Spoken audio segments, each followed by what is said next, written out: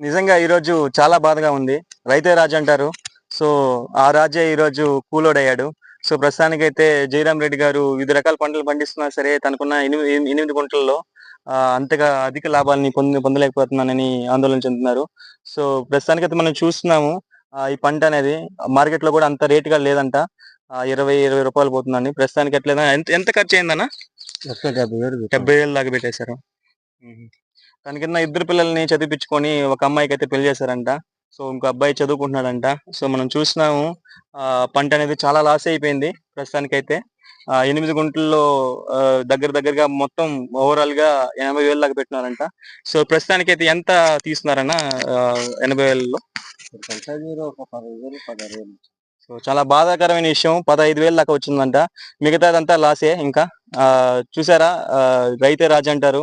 But ఇక్కడ రైతు కూలోడయ్యాడు చెప్పాలంటే.